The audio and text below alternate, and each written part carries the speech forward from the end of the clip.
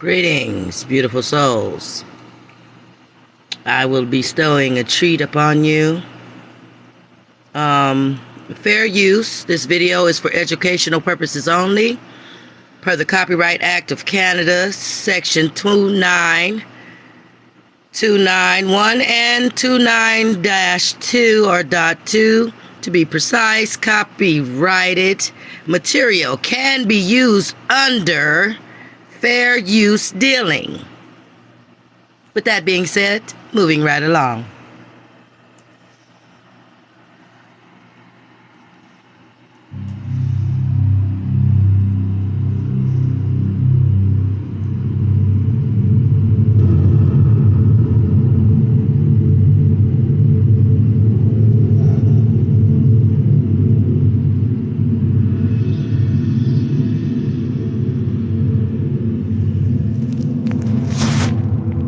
When you look around, you can't help but think that something is terribly wrong with our world.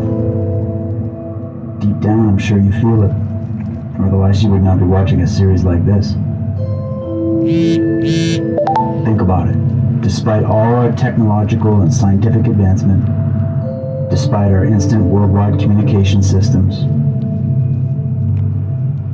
despite access to scores of experts and geniuses, both from the past and in the present to learn from, and despite entire libraries of information at our fingertips, we are still largely suffering from confusion, depression, anxiety, boredom, addiction, disease, chronic illness, war, starvation, slavery, tyranny, and rampant corruption within our various institutions.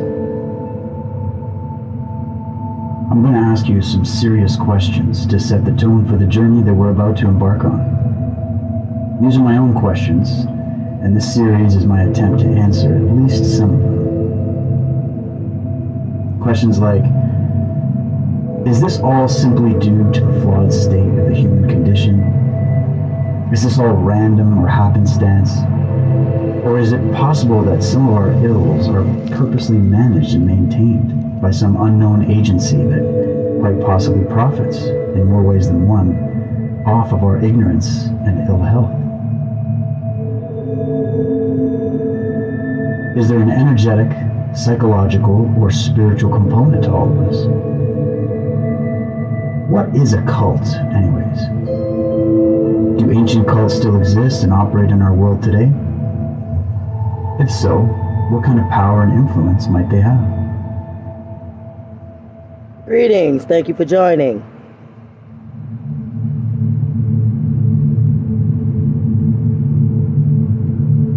Why are so many people sick, unmotivated, anxious, depressed, suicidal, drugged up and dumbed down?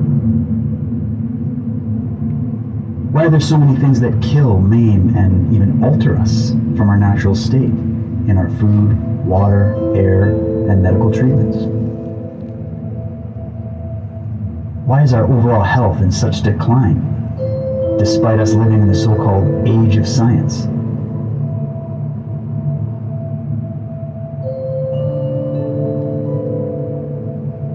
Greetings. Thank you for joining, beautiful souls. If we are truly living in an advanced society, why are we not more healthy, more happy, more loving, more aware, more connected, and more free? Why do so many of our politicians constantly lie to us? Why do we continue to put up with this level of corruption in our society and in our world? Who founded and funds the medical industrial complex? And I'll get into that later.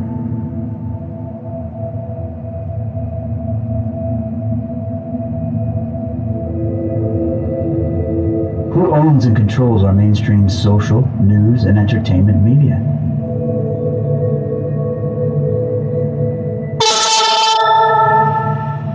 Are the numerous scientists and elites that have openly promoted the idea of human depopulation for many decades and even centuries now actually serious? And if they are, and why wouldn't they be, how do we really think they would go about achieving their desired goals?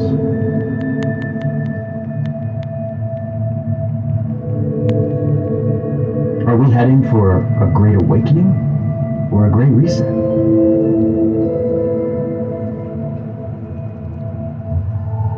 Are we only dealing with some corrupted psychopathic humans who crave unlimited power, money, and influence? Could be. Much of what I will show you could be answered by this assertion. However, for those interested and who wish to take this inquiry a little bit further, I will also take a deeper look at the statements made by Charles Fort and many others and cover such questions such as, given the anti-human ideology at the root of much of this cult's belief system, is this a purely human agenda? Or is there something non-human involved at the highest levels of all this, as many ancient myths, legends, scriptures from all over the world discuss? Let's just leave those questions on the back burner for now.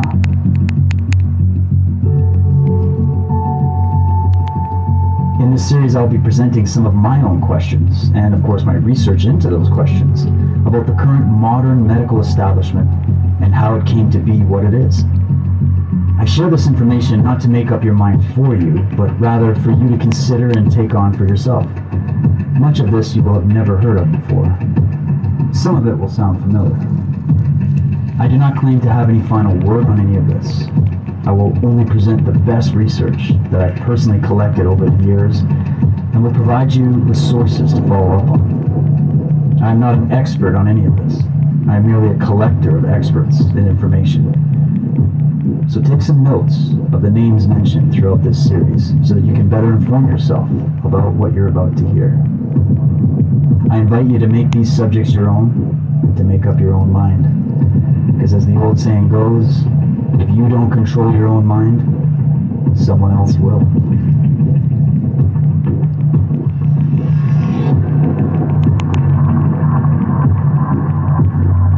So strap yourself in.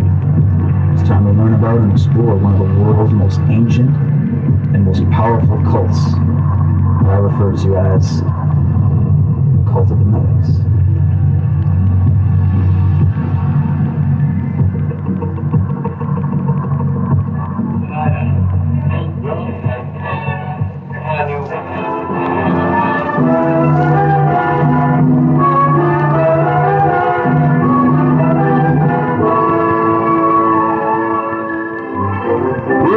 Rockefeller Plaza, headquarters of a worldwide organization of affiliated companies, one of the most advanced industrial health programs is focused. All company medical activities are based upon one theory, simply this: a healthy employee is a happy employee, and a happy employee who knows his medical limitations and who is assigned to a job in keeping with his abilities to perform is an efficient employee. To assist in the health maintenance of the employee calls for a new interpretation of medicine as applied to the needs of industry. We think of it as a positive program, as an active cooperation with the employee in maintaining his capacity for a rewarding, healthy life, rather than waiting behind a desk. Waiting for something to happen to the employee before we do anything. More and more the doctor in industry will spend his time keeping the fit fit, rather than trying to make the unfit fit. Yes, industry is rapidly changing the environment of man, but man is having trouble adapting himself satisfactorily.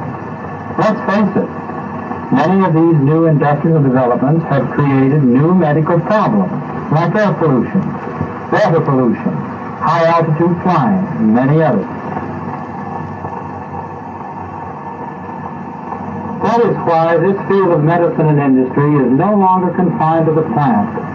Now we are concerned with medical problems involving all employed individuals.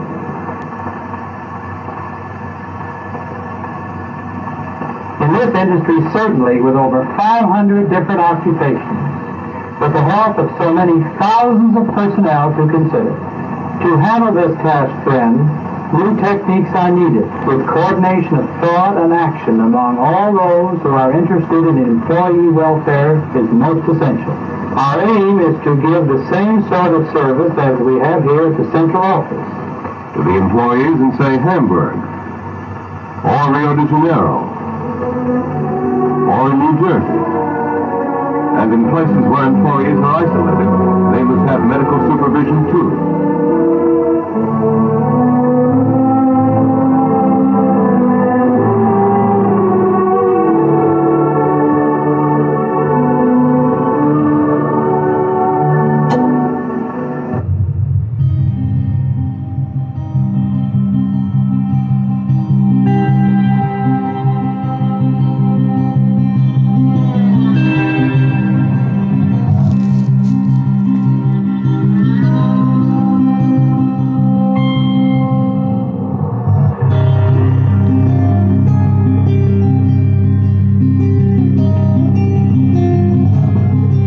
Start with a good one from Michael Elmer, where he said, "Just look at us. Everything is backwards. Everything is upside down. Doctors destroy health. Lawyers destroy justice. Psychiatrists destroy minds. Scientists destroy truth. Major media destroys information. Religions destroy spirituality. And governments destroy freedom." I was especially interested in his bit about how doctors destroy health, but we'll get into that later.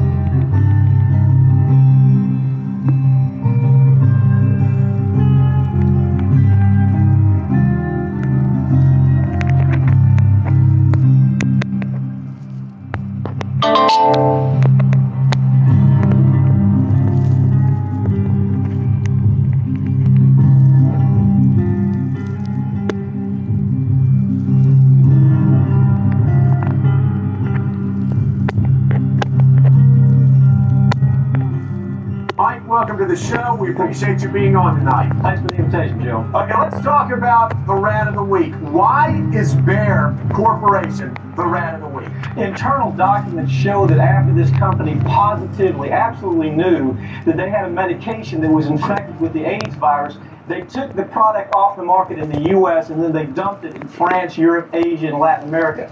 The medicine's called Factorate. It was an injection medicine that was used for hemophiliacs, mostly children. Children had been born with an incurable disease. Hold on, Mike. So hold on. So you're telling me that Bayer knew that this drug was infected with the AIDS virus. They yanked it from the market in America, and then they dumped it in markets overseas? They had to figure out a way, Joe, to make a profit on a product that they could not sell in America. So they made a huge profit. They dropped the product in Japan, Spain, and France. By the way, Joe, government officials in France that allowed that to happen actually had to go to prison for it. In America, not one corporate executive for this company has been indicted or even criminally investigated by our Justice Department. Why not? What, you're telling me that these people that dump this AIDS-tainted blood in foreign countries, who kill children, have not been taken to task in the United States? It's worse than that. The U.S. government allowed it to happen. The FDA allowed this to happen. And now the government is completely looking this way. Thousands of innocent hemophiliacs have died from the AIDS virus. And not only they're dying, their family members are dying because they're becoming infected with the disease. The stuff I think we're going to touch on tonight. But you have a new docuseries coming out, and people know about it, but they don't really know about the trailer. But why don't you talk to us a little bit about this docuseries that you have coming out and what it's really about? Well, thanks for giving me a spot to talk about it. I've been talking about this for probably a year and a half on my show. I still haven't produced it fully, and people are like, where is it? And I got to tell you, this has been...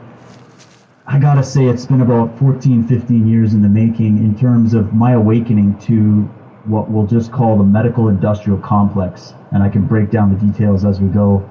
But it's a history of medicine, scientism, what's going on right now with this whole lockdown pandemic.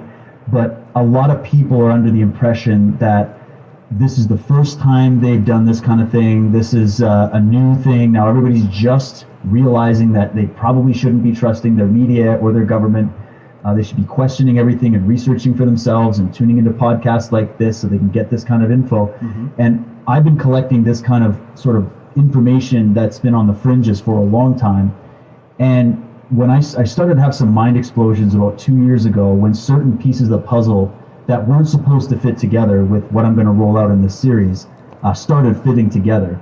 And I was doing a whole bunch of shows with my colleague Michael Tessarian on Unslaved, and we were talking about the Knights Templar and the history of the Templars and the chivalric orders, the secret societies, the just how the elites operate, the Vatican.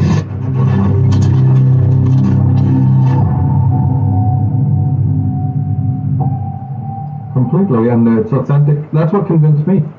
One of the reasons I carried on is because I knew it was coming from the highest brow people, some of them that I respect very much, and others I don't respect, but I know that for personal reasons, they didn't want their orders to be overtaken, so they wrote about it, or they leaked it, hoping, for the best. They had the Bavarian government, and even the local prince who crushed the Illuminati in Bavaria, wrote 24 letters or something about the Illuminati's presence and sent it to all his brethren, royal families in Europe. Those are on record. And I don't remember him saying in one of those, oh, they're all over and done with, like we do today in the 20th century. He was warning his fellow royals because, watch out, they're going to try and recruit you. They're still busy. We just suppressed them here in Bavaria, one small place, right? In Germany. Yeah, well, what about the rest of Germany? What about Austro-Hungary? What about Britain? What about Russia? So the main Illuminati never once ever wrote about them disappearing. But today, plonkers in the 20th century are going to say there's no such thing as Illuminati. Didn't we just mention people from the 10th century, the Knights Templars and the Hospitallers? The Knights Hospitallers, who are sitting on the United Nations today as we speak, are the oldest society in history. Older than the Templars and older than the Cistercians. The Cistercians being way back as well. The Knights Hospitallers that became the Knights of Malta are older. Don't let that confuse you when I said that they became the clerics later on. That was just in-house decisions, when the Templar wealth was handed over. But the actual fact is that the Hospitallers started before, and they were called Hospitallers because they did what? Open hospitals. Well, that to me it sends a shudder up my spine. That's not a very good thing, because these guys were mendicants, they were apothecaries. Let's see where that road would lead you. You're talking about, today's lockdown and the people behind it. Yeah, the Club of Rome, ever heard of them? The Club of Rome is a global network of independent and renowned thinkers. The Club of Rome analyzes today's challenges facing the world, their root causes, and the possible futures in a systematic and holistic manner. The Club of Rome encourages global debate in order to set in motion actions that by the middle of the century will ensure a more secure, equitable, and prosperous world.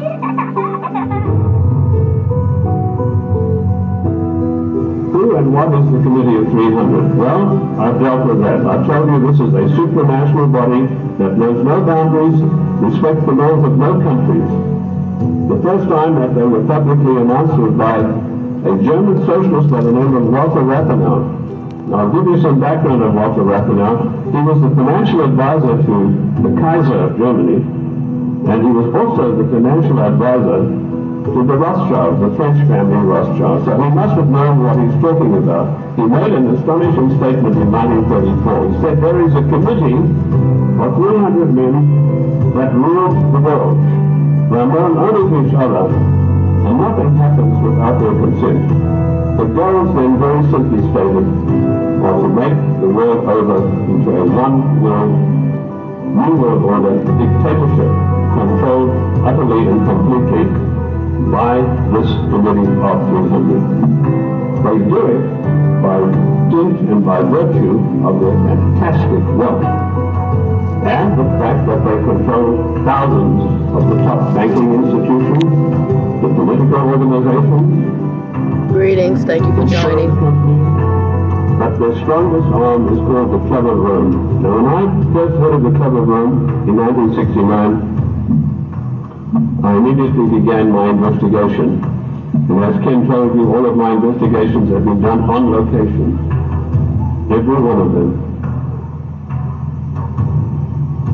The Club of Rome is one of the most insidious baneful organizations in existence today, which have done intolerable, immeasurable harm to the United States of America. This Committee of 300 told a man called Aurelio Pecci to form this club of Rome with the main object of bringing down the industries and the agricultural development of the United States. He immediately wrote a paper in which he said there are too many people on the earth and that the United States, with its industrial development, its agricultural development, is responsible for this curse of overpopulation. And he picked up the documentation for his work from Lord Bertrand Russell, a senior statesman of the Committee of 300. And Lord Bertrand Russell had written a work called The Impact of Science on Society. And if you can ever secure a copy of that book, which I doubt you'll be able to get, you will see in there that he said the world is grossly overpopulated and we have to get rid of at least half of the world's population, and it doesn't matter how we do it. So the Club of Rome was instituted and organized to start an attack on the world's population using the United States as the whipping boy. And they came up with a paper called the Zero Growth Post-Industrial Plan for Industry and Agriculture for the United States of America. 3 days after that plan was accepted as official United States policy by James Earl Carter, I was able to, through my intelligence people, get a copy of this insidious document. Basically what it said was that the middle class in the United States of America had to be destroyed because in the coming push to a world order, the middle class would be the stumbling block. Because history had shown that the peasant class in ancient days, when they had revolted, were just easily crushed. There was no resistance. But now had grown a new super class of people in the United States called the middle class, who had long-term employment, who had job security, who were well paid, who could afford to buy the products that were made by the United States and didn't need to buy products from China or anywhere else. And the Club of Rome Post-Industrial Zero Growth paper said this has got to stop. We have to bring down the middle class of the United States. And the way that we will do this, the way that we will accomplish this task is by crushing their industries. The point I'm trying to make, ladies and gentlemen, is that the federal government, the secret upper-level parallel government that runs the United States, does not want you to know that you have an upper-level parallel government that calls the shots, that dictates what is going to happen to your life and mine.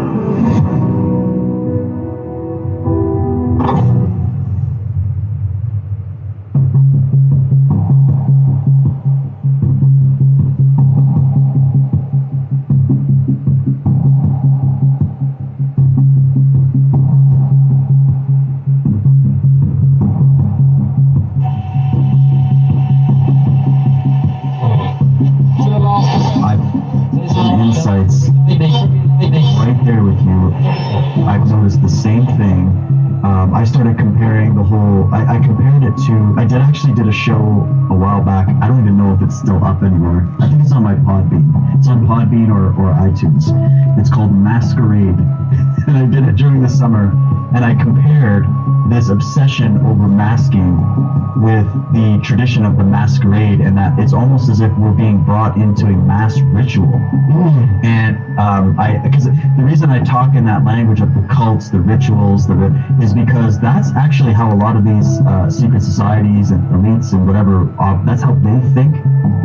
And also you can see it. You can see that they know what works on the human being. They don't need to rewrite anything. They just have to reinvent things. Oh yeah. So what they do, as you said, guilt and shame. That's what corrupted the best parts of religion, which maybe in their original intention weren't meant like that, but they got corrupted over time, and all that, and it building in this mechanism of you're a dirty sinner, and the only way to achieve any kind of grace and in virtue is by self-sacrifice, immolation, and almost a borderline self-hatred, and the world is a dark place, so I'll just try to do my best until the afterlife. And then it's interesting when you take that schemata and you put it on top of this doctrine we're all being handed, which are, there's the slogans, you got all these certain slogans that we keep hearing over and over again. You have the, if you want to cross the boundary into Target or Walmart, which you shouldn't be shopping at anyways right now, if you want to cross in, you have to do the blessing of the Holy Eucharist, of the hand sanitizer, and the approval of the right religious garb of covering your head, to, in a lot of religions they do that, and covering of your face. And talking about slavery, the number one symbol of slaves, it was the mark of a slave, was muzzling them. So I went, if you put all those components together, and also what's another thing they do in, Guantanamo Bay and, through torture experiments and things like that, they isolate prisoners, they torture them through sounds, through that just start to drive you mad. There's just so many elements of what we're seeing that's embedded in some of these horrific practices that are around torture, slavery, etc. And so there are so many elements within what we've just been handed as a solution to a virus, apparently, that is actually building a global cult. And when you look at the ingredients of a cult, they're all there. I started with the cults like, Heaven's Gate, Jim Jones, Charles Manson, all these LA cults, freaky cults that kind of popped out of there.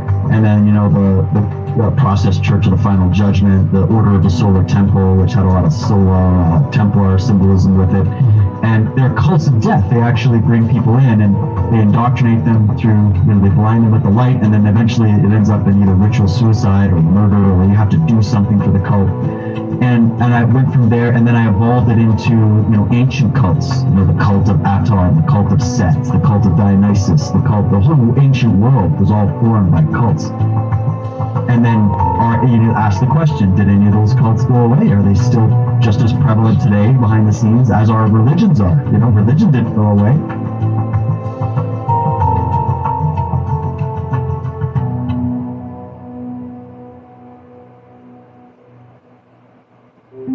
And then I went to the next level of political cults. Are there political? You look at Pol Pot and Stalinist Russia and Nazi Germany with the Thule Society, obsession with the occult.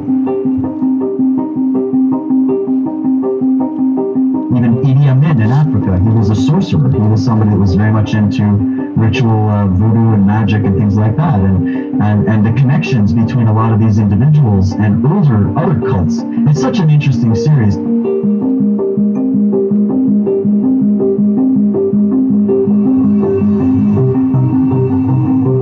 Specific for that cult definition for people. I've got a few quotes that I keep close to me that just help to isolate or to expose that, because people need to see it. And when you see the blueprint, you look around the world now with fresh eyes and you go, oh right, yeah, it is what he says. So let's just go through it real quick. So I got this one, it's from R.J. Intandola, and he wrote just really quickly what a cult is. And he said, the cult thrives on maintaining strict, harmonious beliefs in attitude, opinions, and behavior. Discord and dissonance are averted at all costs to maintain a false dogma. Truth propels the group deeper into pseudo-beliefs, and truth-telling is defamed. The result is cognitive dissonance. There's so much you can pull out of that one.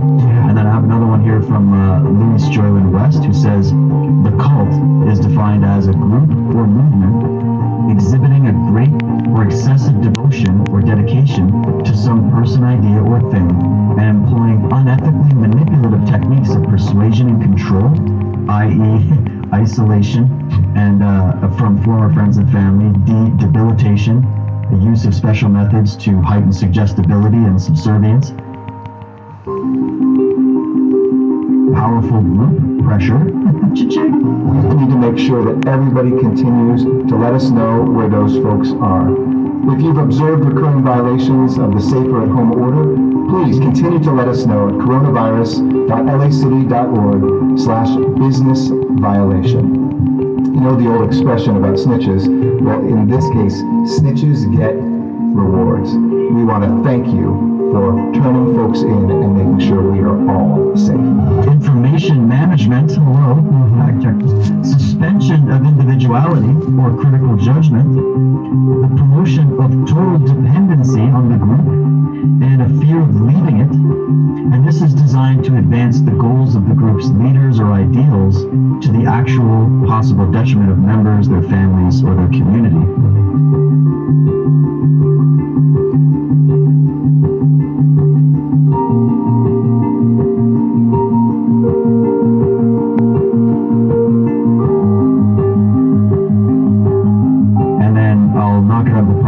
Aldous Huxley really quickly, where he says the nature of psychological compulsion is such that those who act under constraint remain under the impression that they are acting under their own initiative.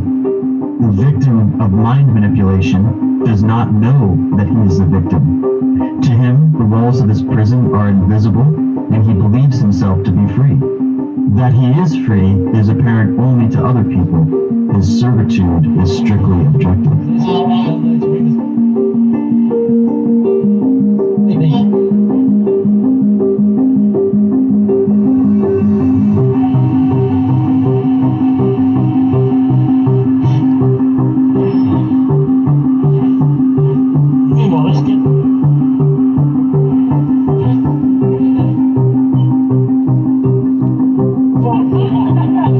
Welcome, Yvette. Thank you for joining. Beautiful soul.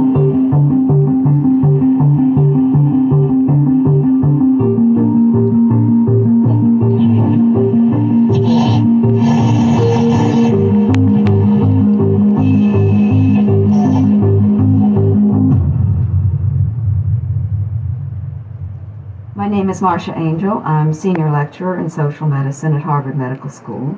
I joined the editorial staff of the New England Journal of Medicine in 1979, rose through the ranks, became executive editor in 1988, and then editor-in-chief in 1999, and served in that capacity for a year, stepped down in June of 2000. I was at the Journal for 21 years. So it would be very hard for me to select particular scientific contributions that changed everything overnight, although I'm sure there were some.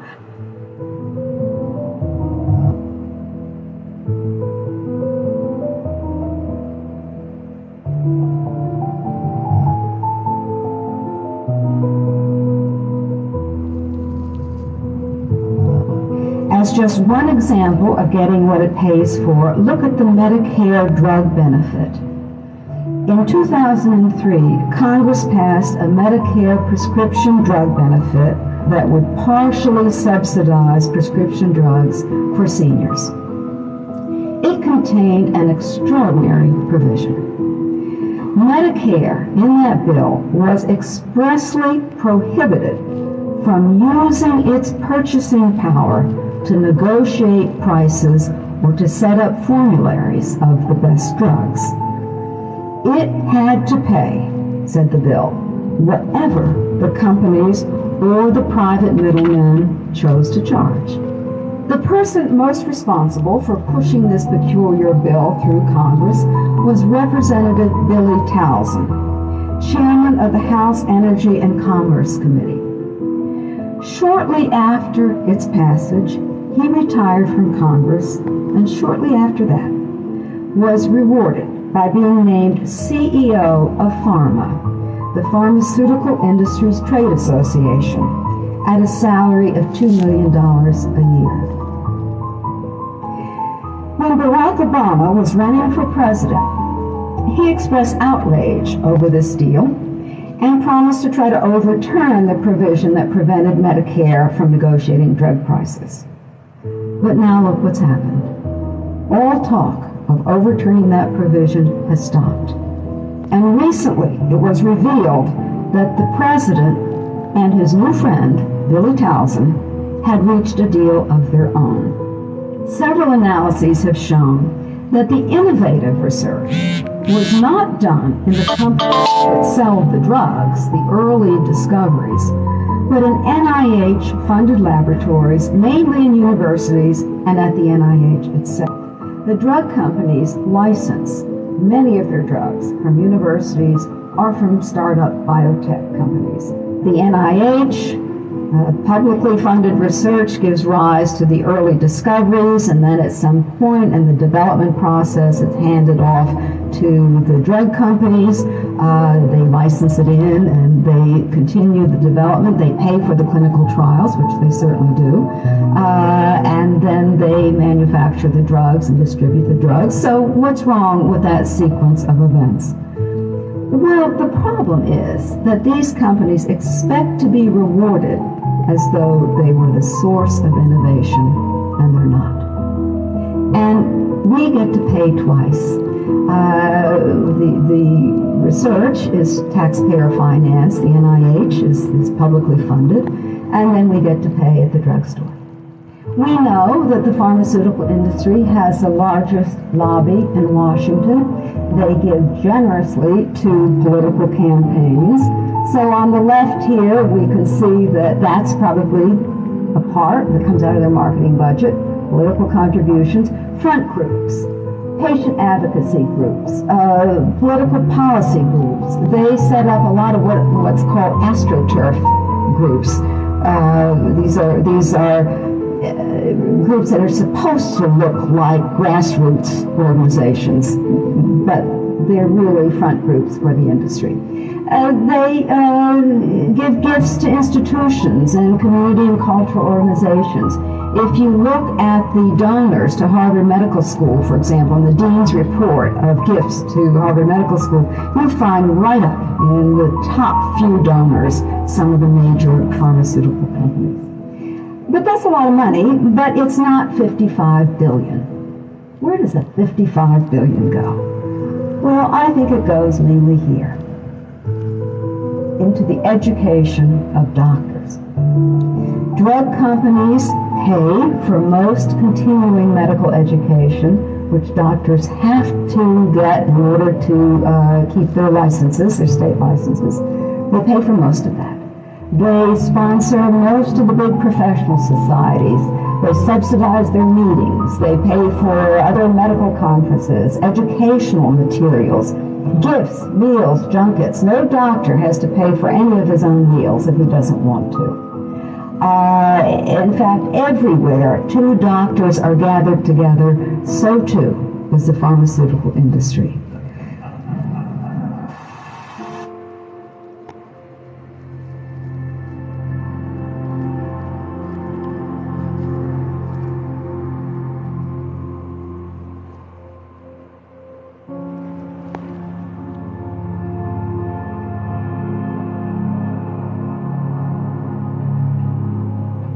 So I'm absolutely thrilled to have this conversation. I wondered if you will, Denny, if you could share a little bit about your background, because this is where people come in and they go, oh, well, my scientist says it's this way and your scientist says, and I'm just like, look, just let people know your background, and then we got a lot of questions to go through with you, my friend. Okay.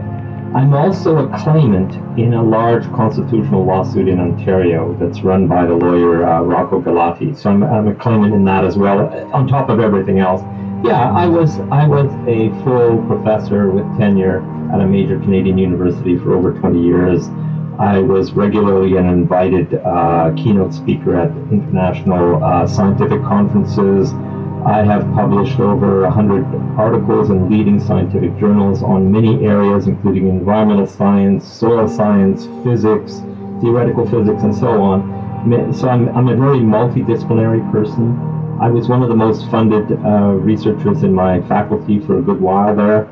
And now I'm a researcher, which is a volunteer position at the Ontario Civil Liberties Association. So I've done many things. BC's new mask mandate requiring face coverings for indoor public spaces is being praised by those who have spent months calling on the provincial government to start ordering people to wear masks instead of just asking them to. Mask advocates are relieved.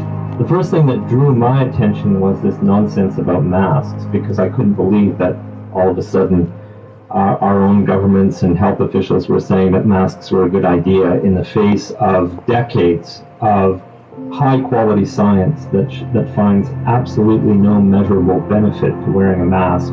So that floored me. So I immediately wrote a paper about that and reviewed that quality, that policy grade science, and showed that you had to conclude that this was not a good idea, that there was no measurable benefit from wearing a mask.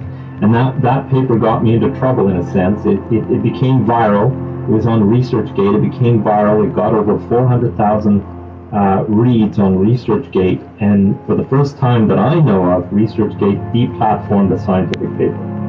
They just took it down. I had to interact with them, find out what was going on. They ended up admitting that they took it down because it was getting too many reads. Too many? It was having too many reads. It was having too much influence from varied sources. And they were concerned because it was not aligned with the World Health Organization, so they took it down. And I've got all that on record. I've published that on archive.org, the exchange of emails and so on. It's just crazy. We're in a crazy time. It's never been so obvious that science is controlled, manipulated, censored, deplatformed, that the editorial boards and the peer review process, that there's a lot of corruption and there's a lot of alignment with powerful special interests. It's never been so obvious that is the case.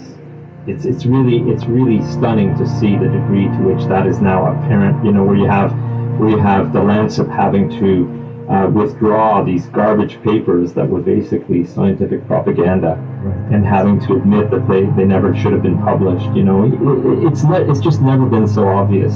And in a sense, that's a good thing, because science is far from this pure discipline that is based on knowledge. It has always been very political, especially since in the post-Second World War period, when they started introducing peer review. Peer review was never part of science before. In fact, Einstein submitted a paper to Physical Review, the main physics journal in the U.S., after he immigrated to the U.S., and he was shocked to see that they had sent it out to be peer reviewed, and he withdrew his paper and said he would never submit there again, and he didn't.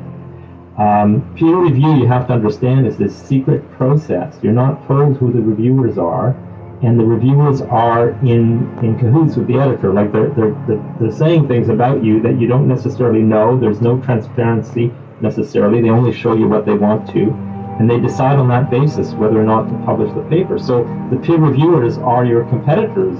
They're your opponents. They're the people who have different ideas and so on. So you can imagine the potential for bias in a system like that, and it's been criticized by historians of science very severely and so on. It was actually explicitly brought in to self-control science, so that you wouldn't get these challenges to what the establishment wanted. But I do think, first of all, that there are a number of impersonal forces which are pushing in the direction of less and less freedom. And I also think that there are a number of technological devices which anybody who wishes to use can use to accelerate this process of going away from freedom, of imposing control.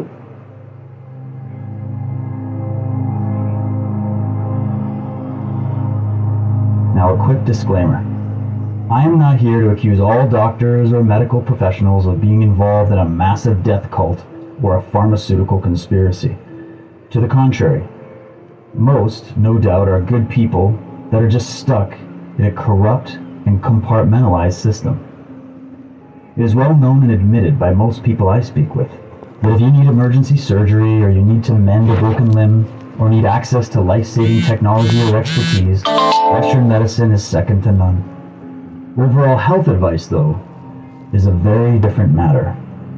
And as I shall show you, there is indeed a very dark side to modern medicine and to the world of mainstream science in general that many are not aware of, or not permitted to discuss, and few even know exist. And this must be exposed and discussed if we are to move forward in achieving optimal health as a society. It is only by going to the root causes of the problem that a viable solution can ever be revealed. I will also show you that this corruption of our health field and our politics around health and our major scientific institutions did not simply start out of nowhere in modern times. The root of this corruption goes back deep into our history.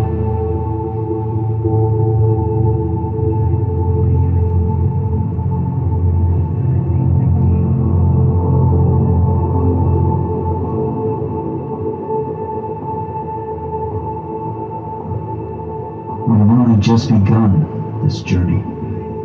Stay tuned for Chapter 2, where I'll be exploring the secret history of this mysterious cult of power and how this modern medical-industrial complex became what it is today.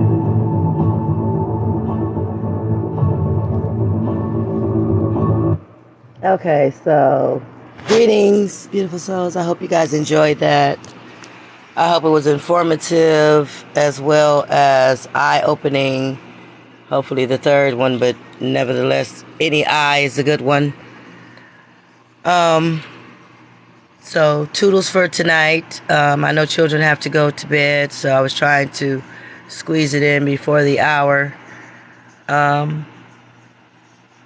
Until next time, be blessed, sleep well, and be safe, but be dangerous.